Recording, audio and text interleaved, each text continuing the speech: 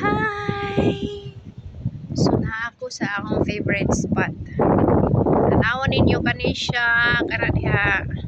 Ko na siya ibang ano na siya, ibang place na siya diha. Na siya boat na papunta din ha. Pwede kang mag land base and savings. So dito siya ang iyang airport port area.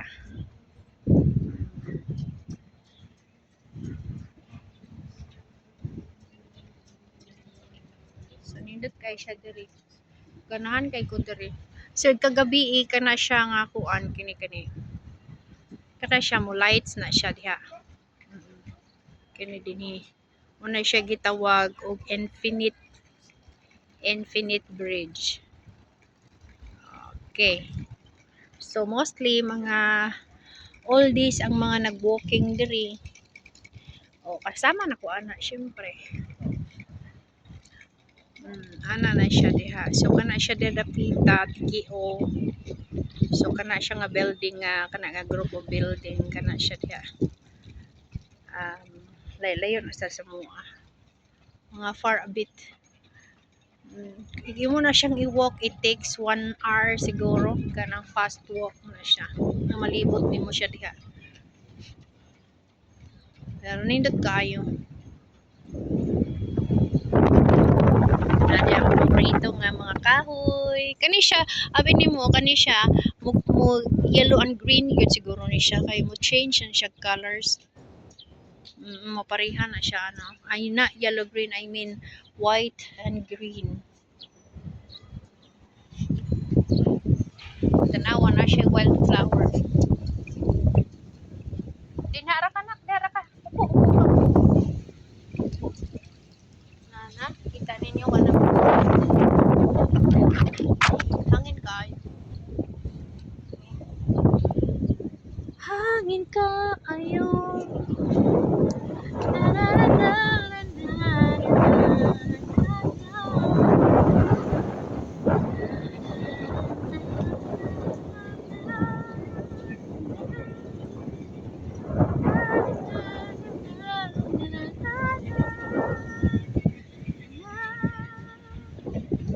Kan kayo siyang walking, jogging. Yan po yan ang gipitan. Di na mulakaw. Upo ka na, upo. Upo ka, upo. Upo. Good boy. Good boy. I love you. There. Ito. Hindot kayo. Just wanna share my view. Ang ganda.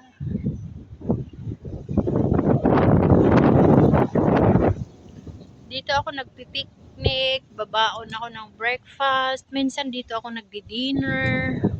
Mas maganda dito mag-dinner kasi ano siya, maraming lights makikita mo dyan. Tapos ang ganda ng ganda ng simoy ng hangin, sarap. Tapos marami ding nagpipiknik dito na mga na mga families at night. Sa night time talaga maraming tao dito. Tapos marami kasing maupuan. Ayan. Ito kasi pwede itong upuan hanggang dulo. Tapos pagdating sa dulo may another park na naman. Dito din small park din. So marami talagang gustong tumira or gustong mag stay dito for a while. Nakikita nyo yan. Pero yan, nakikita nyo yan. Ibang sementeryo nila. Yan yung sementeryo nila. Napakalinis at saka nasa tuktok ng bundok. So yan yung mga buntod nila. Pero hindi kasi katulad sa atin yung mga disenyo. Kaya siguro mas yung ganda ng clouds ngayon. So marami tayong makikita dito na iba't ibang tanawin, I mean. So that's all for today's video. Sana nag-enjoy kayo sa aking kurog-kurog na kamot malikot.